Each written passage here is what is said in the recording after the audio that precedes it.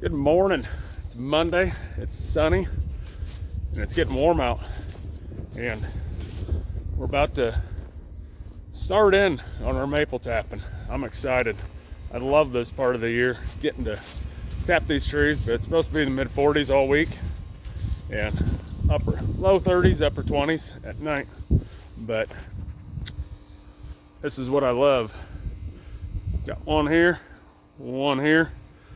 and this one right here. All three of these did really good for me last year.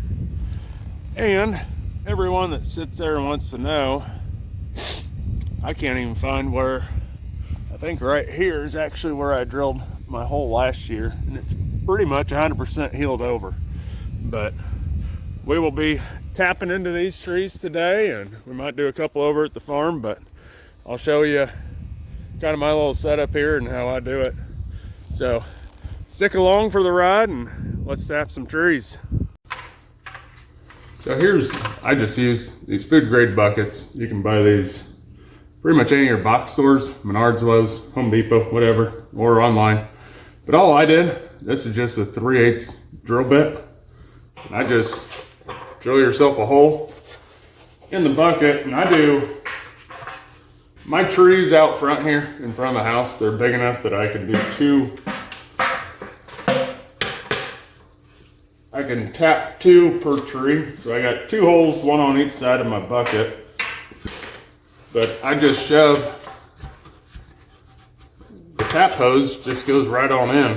And then that gives me enough room that I can, set this bucket kind of in between the tree and the center. Then we can just go ahead and tap each side of the tree on the south side. So that way you get the most amount of sunlight. But that's all I do, just shove that right on in. And it's a tight enough fit I found last year that the ants and stuff didn't get in here. Because I know that was something on some people's pages. They said the ants and all that stuff will get into your bucket, into your sap and stuff. But with me drilling that, I just kept bumping up until I got the right size to where it's a tight fit. And I found I'm out in the middle of the country, with it being a nice tight fit, the wind doesn't blow the bucket around, because with it being on both sides of the tree, on 2 sides of it kind of, it doesn't allow it to move because these are tight enough and this is heavy enough piping that you don't have to worry about it. So we'll go out and we'll get a tree tap. Well, this is our first tree we're gonna tap, but I can't even find where I tapped it at last year. I know it was off of this root here. That's kind of what I did last year. I just found some of these bigger roots, as you can see. I mean, obviously this side's the south side of the tree. So, I mean, we could even tap. I know I didn't tap in here last year. We tapped off this bigger root over here and the root over here last year. So we'll just go ahead and give it a tap and see what happens. But this bit is actually just a 5/16. It's made for putting in the spiles and stuff. So we'll get this tapped and see if we get anything moving yet. I doubt it, if any sap will be moving yet, because how cold it is. The sun just came up, so we will see.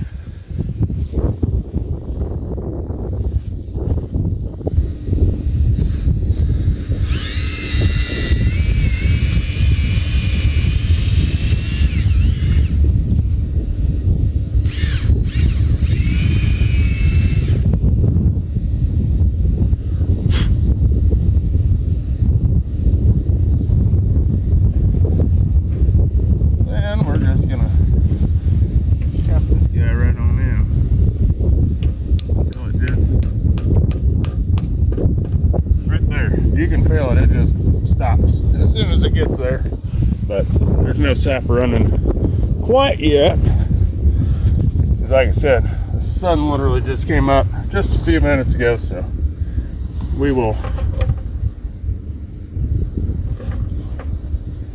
get another hole, or rather one. Like I said, I think we're gonna go right here, right in here. We're about a foot away from that other one, so I'm good with this one being right in here.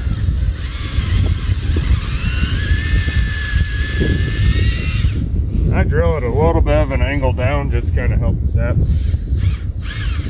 come out the hole. Blow that out. Like I said, you can just pull these however tight you need them.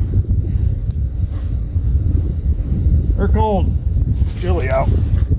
Like I said, it's gonna get up in the 40s today, so right there, it's there. So that's the first one. We got it done. So we'll see. I'll see. I don't know. We might wait a little bit and see if we get some sap running here. But that's pretty much my setup. That's all I do. I'll go grab a lid and put a lid on there, and we'll be good to start collecting. It's a little windy out, but there we got that one tapped. Got this one tapped. And right there. See, even that one over on that side, on the west side's almost in the sun. But then we come over here to this one. We got him tapped. Now these 3 trees last year produced a ton. Like when they start really going here, you're gonna see, like this center one last year, it was doing 5 gallons a day when it would hit on high marks. But I mean, these 3 trees here, I was getting almost 15 gallons a day just off these 3. So said, don't have to have a lot of trees. You get lucky and get them tapped in the right spot, it'll make a big difference. But I will come back later on and check and see. No sap's running yet, obviously. Still feels like it's 9 degrees out this morning, so we'll check back later and see what we got. I don't know if you can hear, but it's extremely windy out right now, and I had to put some bricks on the buckets for the maple, but they just started to come in this afternoon. They just started dropping a little bit of sap.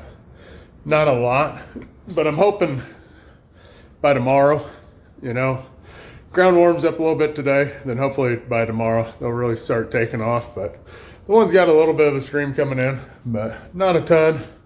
But I'll keep everyone posted. We only tapped the three trees here at my house today, and that's all we're gonna probably tap for right now to make sure we're getting good sap flow, because I've got enough. Gosh, I think I still got like 24 or 26 taps. So we got plenty to tap, plenty more trees. I just want to make sure sap's flowing really good before we tap any more. The maple burner, it's done. It's ready to come home. We had to run our farm truck up to get it's a new truck. So we had to run it up, get a 5th wheel put in it for one of our trailers. So it should be done today, and then we can run up tomorrow, get it, and then we can bring that cooker home, because I'd like just to test boiling water in it, just to see how well it's gonna do. So stick around,